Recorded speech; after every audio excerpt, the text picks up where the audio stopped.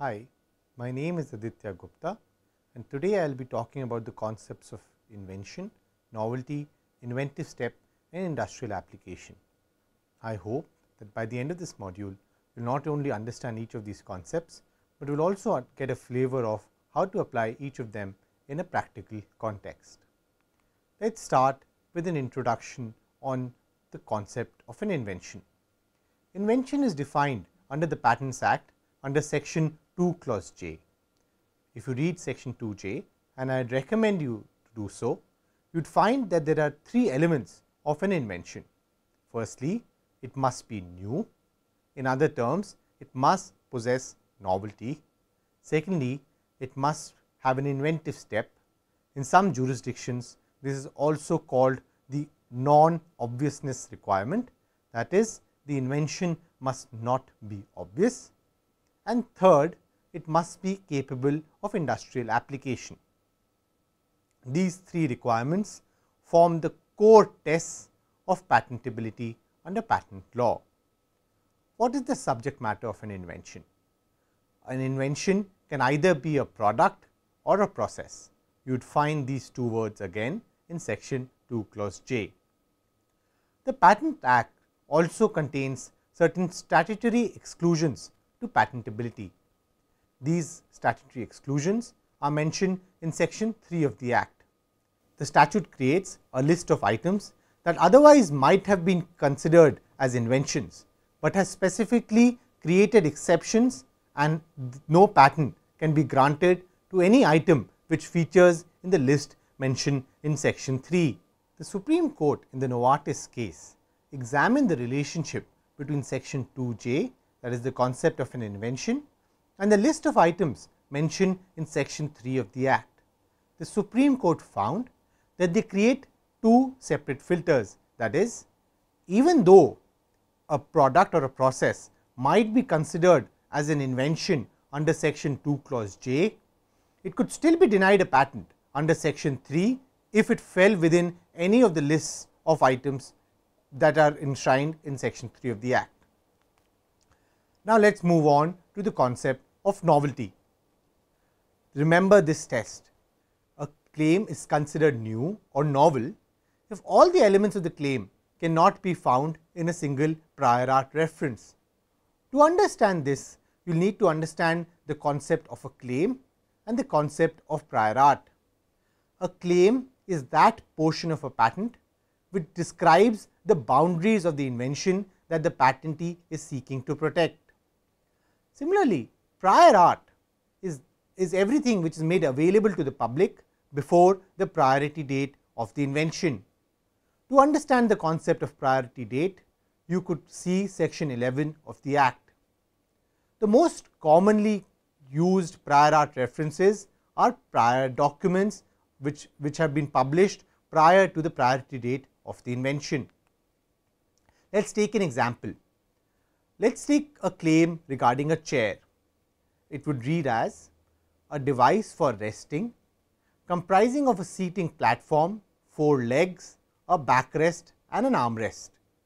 The elements of this patent would be a device which must be used for resting. This means that it is a product patent.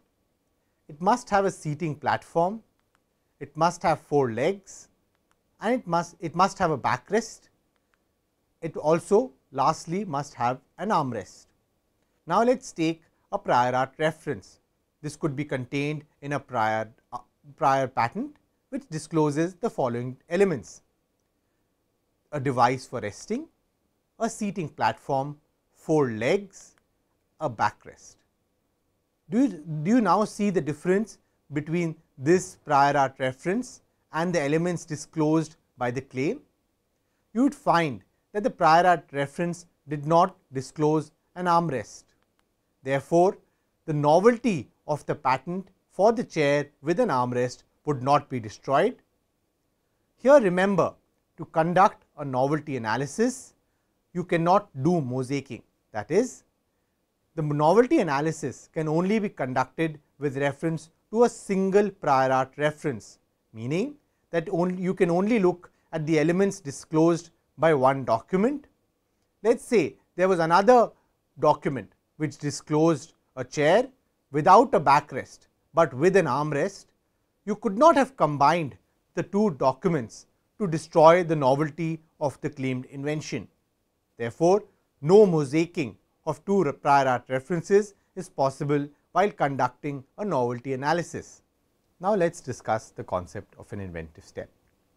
The term inventive step has been defined in section 2JA of the Patents Act.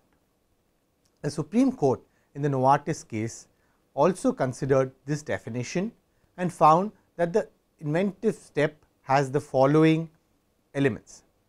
That is, the product must come into being as a result of an invention which has a feature that entails a technical advance over existing knowledge, or has an economic significance, and that makes the invention not obvious to a person skilled in the art. Therefore, the patentee has to identify a feature by virtue of which his patent, his invention has a technical advance over existing knowledge. That is, he must identify something which makes his invention worthy of a patent. He could also rely on an economic significance that the patented invention has.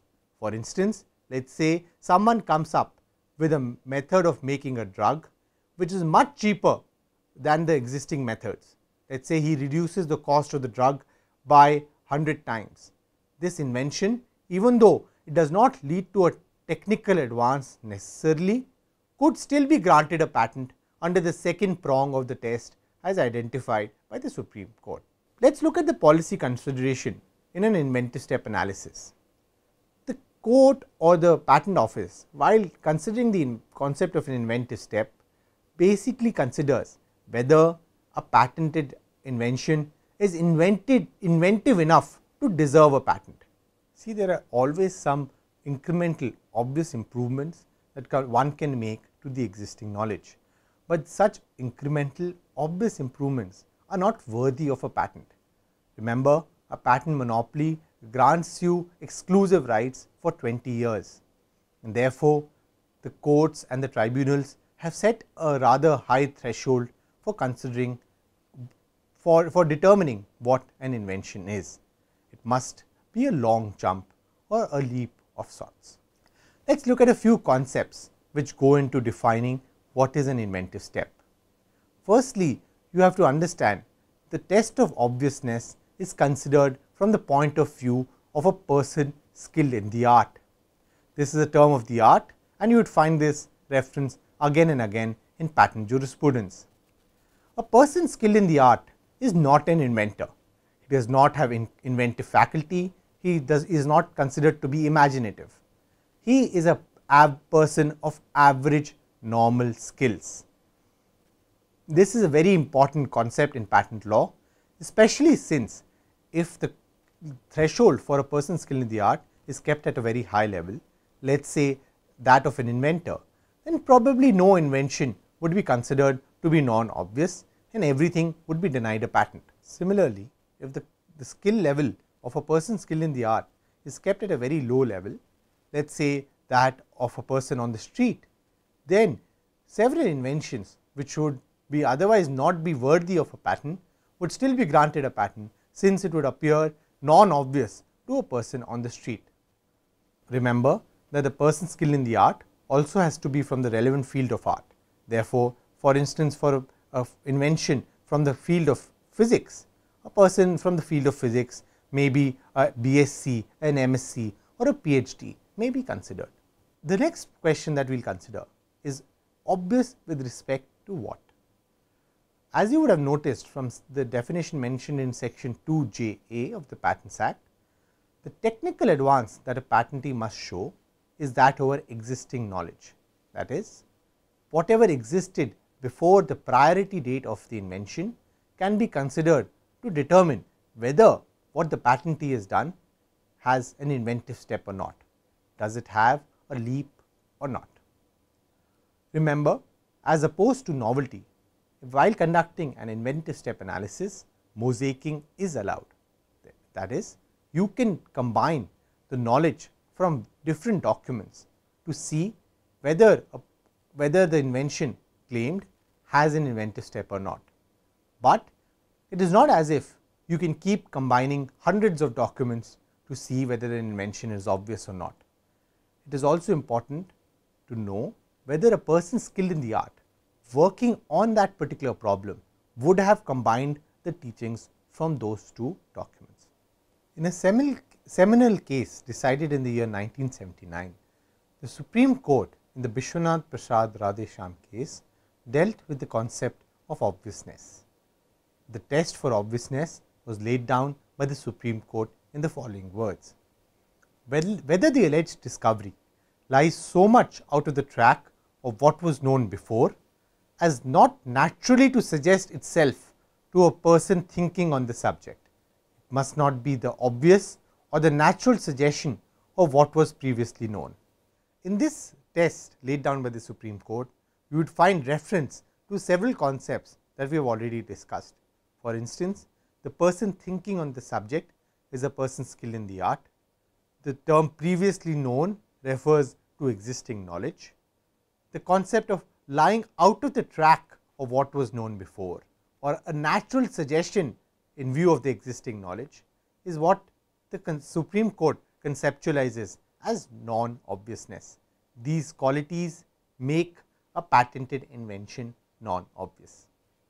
Let us look at some more concepts. Another concept that you would find in patent law is that of hindsight bias. This is a very important concept and one which patentees often rely in patent litigation. What happens, and this is a natural human tendency, is that once an invention or once a solution has been arrived at, it always seems obvious. We tend to believe that most solutions once arrived at could have been done by anyone if they applied their mind to it. That is why there is a hindsight bias. As they say, hindsight is always 20/20. That is why in order to avoid a situation where a patent is denied owing to this hindsight bias, which is now a recognized cognitive effect in human beings, that is why an invention which might seem obvious after the fact could still have been very inventive at the time when the patentee was working on that problem before the solution came into being. In order to avoid an hindsight bias, the courts have developed the Goodwood test. What is the Goodwood test? The Goodwood test is that to determine whether a patented invention is obvious or not, it is necessary to find out whether a person working on that particular problem would have reached the solution, not whether it could have reached the solution. That is, it must be very obvious, as the Supreme Court says, it must lie within the track, it must be the most natural suggestion when someone is working on that problem. That is when a solution is considered to be obvious under patent law. Another concept that you would find in patent law is teaching away. Quite often, existing knowledge creates prejudices in the minds of the person skilled in the art. Let us say I am working on a particular problem, but the prior art reference tells me not to try out a particular solution. It says that a prior person has already worked on a particular solution and it seemed not to work for him. This would not incentivize a person skilled in the art who is working on the same problem to try out that solution. Patent law rewards such people who, despite such prejudices, try out these solutions and make them successful. This concept is called teaching away, that is, where a prior art taught away from a particular solution and the patentee tried it successfully, then that particular solution should be patented.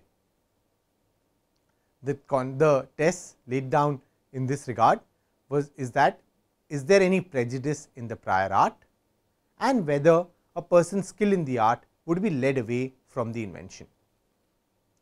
The next concept that we will discuss today is objective indicia of non-obviousness.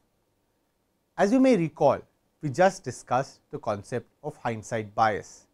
This is a recurring problem in patent law, which affects the ability of patentees to be able to justify that their patented invention was non-obvious at the time when they were working on the problem.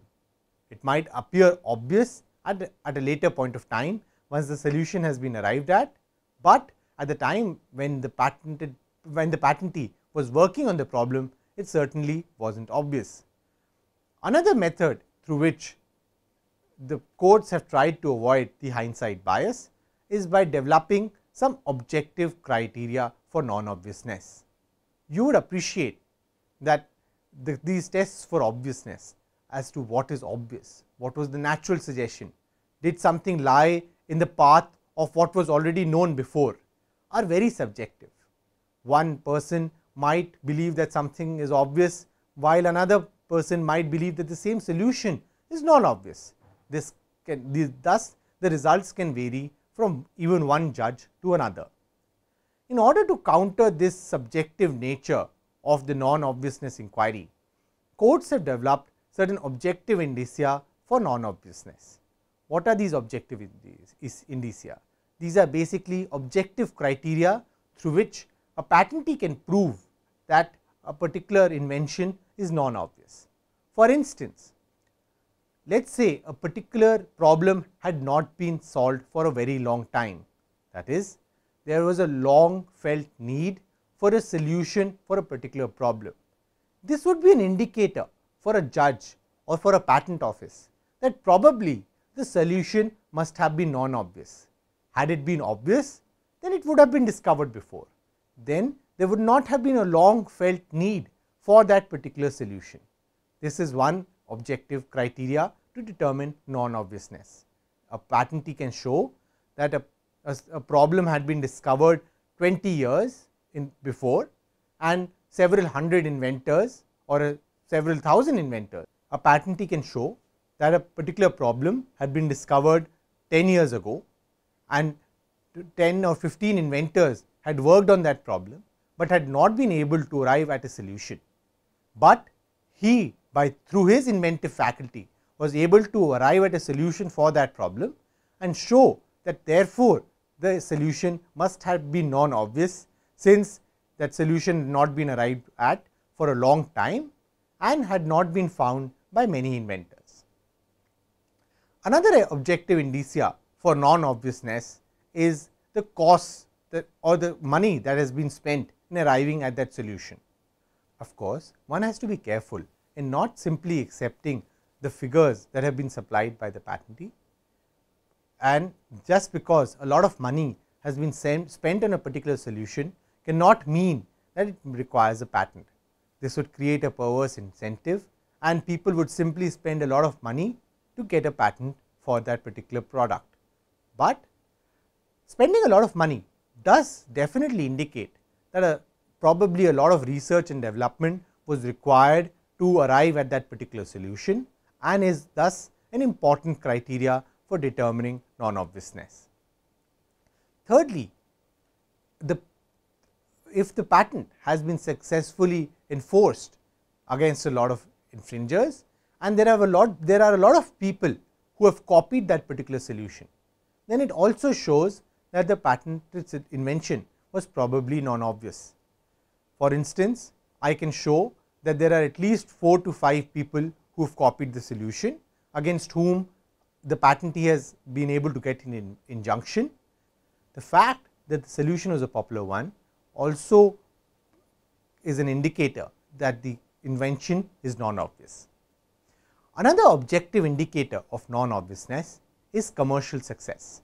That is, if a solution has been hugely commercially successful in the market, that would also be an indicator towards its non-obviousness. These objective indicators of non-obviousness have been dealt with differently in different jurisdictions, and different weight is given to these objective indicia of non-obviousness. Some jurisdictions like the USA have called these objective indicators as secondary factors, that is, the primary factor is the preliminary analysis of whether something is obvious or not, and these secondary factors can only at best be given weight if the judge is not able to arrive at a conclusion after conducting the primary analysis as to whether a patented invention is obvious or not. Let us do a case study on the obviousness analysis. You will recall that we had considered the example of a chair. I will go back to the claim for your ready reference. The claim was a device for resting comprising of a seating platform, 4 legs, a backrest and an armrest. We had identified the 5 elements which you see in this slide. The prior art which we had discussed earlier was a similar chair, but without an armrest. Now, let us say you also find another chair which does not have a backrest, but has an armrest. You would see that none of the 2 prior art references, that is the chair without an armrest or the chair without the backrest, can be considered as novelty destroying prior art references. But the question would then arise whether you can combine these 2 references to arrive at the chair. That is, if a person skilled in the art read the reference relating to the chair without the armrest, and then he read the reference of the chair or the stool with only an armrest, but without the backrest, would he have combined the 2? Would it have been obvious for him to combine the 2 references? And after reading these 2 references, would it have been obvious for him to combine the teachings of these 2 references and come up with the chair that we have claimed in this invention? This question, as I said, is a subjective one. Some of you might think this is very obvious, and others of you might believe that the hindsight, if you ignore the hindsight bias, maybe it would not have been so obvious to combine these 2 references and reach the claimed invention. This would probably also help you understand the subjective nature of the obviousness test. Let us now move on to the concept of industrial application. As I mentioned, section 2JA contains the requirement that an invention must be capable of industrial application. In some jurisdictions, this requirement has been coined as utility, that is, the invention must possess utility. The term capable of industrial application has also been defined under section 2AC of the Patents Act. A patented invention must be capable of being made or used in an industry. Courts across the world believe that this is the most lenient of the 3 requirements of an invention. That is, the threshold for novelty and inventive step are much more difficult to clear as compared to the threshold of utility. The courts have usually taken a very broad view of the terms industry and also the term capable. In a one-line test that you could think of for determining whether an invention is capable of being used in an industry is that whether at the time of the invention there is a sound and concrete basis to conclude that the invention is capable of an industrial application. You would wonder, why is it that we are looking at a sound and concrete basis rather than actual use in the industry for proving whether an invention had utility? You must appreciate that the timeline of a patent application and the commercialization of the product is very important. Typically, a patent application is filed many years before it is actually commercialized. It could even be examined before a product is launched in the market by the patentee. This is particularly true in the pharmaceutical industry, where a number of regulatory approvals have to be obtained before you can commercialize the product. Therefore, for instance, I might develop the product on day 1 and immediately file for a patent. Do you wonder why I would immediately file for the patent? I would have to immediately file for the patent because if subsequently someone else publishes the results of my invention, then it would be novelty destroying and I would not be entitled to a patent. Therefore, typically patentees rush to file for a patent immediately on inventing the same. Then After that, the examination of the patent application would take place by the patent office. I would simultaneously start conducting trials in animals and then in human beings to get regulatory approvals for my pharmaceutical. All of this would probably take 5 to 6 years. It is only after that that I will start commercializing my patent after I have obtained regulatory approvals from the drug regulatory authorities. This would mean that at the time when the patent examiner is considering the utility of the patented invention, he does not know whether the commercialization would actually take place, what would be the results of the clinical trials, because there is a time lag between the two. Therefore, the tests that the courts have adopted is whether there is a sound and concrete basis at the time when the invention was made to conclude that the invention is capable of industrial application. Let us look at some other tests of this particular aspect of an invention. Firstly, the notion of an industry is considered broadly. It includes all manufacturing, extracting and processing activities of enterprises that are carried out continuously, independently and for commercial gain. Second, it is not necessary that these activities be conducted for profit, and a product can be shown to be useful to cure a rare or orphan disease may be considered a capable of industrial application even if it is not intended for use in the trade at all. Thirdly, the capability of industrial exploitation must be derivable by the person skilled in the art from the description read with the benefit of the common general knowledge. Fifthly, the description so read must disclose a practical way of exploiting the invention in at least one field of activity. As I mentioned, there must be a sound and concrete basis for recognizing that the contribution could lead to a practical application in an industry. Next, conversely, the requirement will not be satisfied if what is described is merely an interesting research result that might yield a yet to be identified industrial application. At the same time, the requirement of an utility will not be satisfied if what is described in the patent application is merely an interesting research result, but does not identify a particular industrial application. A speculative indication of possible objectives is not sufficient for satisfying this requirement. You must remember that the purpose of granting a patent is not to reserve an unexplored field of research for the applicant, and is not to give the patentee an unjustified control over others who are actively investigating that area and might eventually find ways actually to exploit it. Therefore, patent law is very careful in giving patents in as yet unexplored areas, because they do not want that the entire area gets reserved for a particular patentee. If a substance is disclosed and its function is essential for human health, then the identification of the substance having that function will immediately suggest a practical application.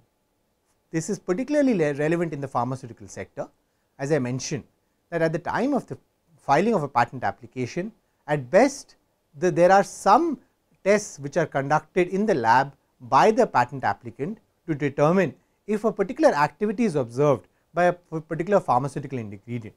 There is no test which is conducted on humans at the time of the filing of the patent application. Therefore, at best when the patent application is filed, it only is providing a suggestion that it might be useful for curing a particular disease, but the patent law recognizes this and therefore does grant a patent even if it is based on such a suggestion. Using the claimed invention to find out more about its own activities is not in itself an industrial application. Finally, it is no bar to patentability that the invention has been found by homology studies using bioinformatics techniques, although this may have a bearing on how the skilled person in the art would understand the disclosure. Now, let us summarize what we have learned today. We first dealt with the concept of an invention. We found there are three essential requirements for a product or a process to be considered as an invention. That is, it must be new or must have novelty, it must have an inventive step, or it must be non-obvious, it must be capable of industrial application, or that it must have utility. You also learnt about section 3 of the Patents Act, which creates a list of items which are not considered as inventions or which are not patentable. The Supreme Court in the Novartis case has clarified that this section 2J, which defines invention, and section 3 create two different tiers for patentability, two separate filters of patentability, and the patentee must clear both to be entitled to a patent. While considering the concept of novelty, you learnt that the test for novelty is that all the elements of the claim must be contained in a single prior art reference. Prior art is everything that is made available to the public before the priority date of the invention, and that written documents are the most commonly used prior art documents. We considered the chair example, and one very important learning that came out of it is that mosaicing is not possible while considering novelty. That is, you cannot combine several documents to destroy the novelty of the claimed invention. We then dealt with the concept of inventive step. To show that a particular invention has an inventive step, the patentee has to show that there was a technical advance over existing knowledge, or that there is some economic significance, and either of these two makes the invention not obvious to a person skilled in the art. This inventive step must be a leap and should not be an incremental obvious improvement over what was known before. We then dealt with the test of obviousness as laid down by the Honorable Supreme Court in the Vishwanath Prasad Radheshyam case. We dealt with the concept of a person of skill in the art, which means a non-inventive person with average normal skills. To determine whether something is obvious or not over existing knowledge, you have to see it from the eyes of a person skilled in the art. We then dealt with the concept of hindsight bias, which you learnt that is a very important concept in patent law, which ensures that the cognitive defect which makes an invention seem obvious after the fact does not come in the way of deserving inventions from being denied a patent. We then dealt with the could-would approach, that is, whether a person skilled in the art would have reached the particular solution if he was faced with a problem, rather than if he could have reached to the particular solution when faced with a particular problem. We then learned the concept of teaching away, which means that if there are certain prejudices in the prior art which the patentee has overcome, then such overcoming of prejudice is also rewarded by patent law. We then dealt with the objective indicia of non-obviousness, which help to also overcome the hindsight bias. Objective indicia include long felt unmet need, commercial success, popularity of the invention, etc. We again went back to the chair example and found that the concept of obviousness is very subjective. It depends on who is considering the question of obviousness. We also learned that mosaicing is possible while considering obviousness. We then dealt with the concept of capable of industrial application, which you learnt is the most lenient of the three requirements.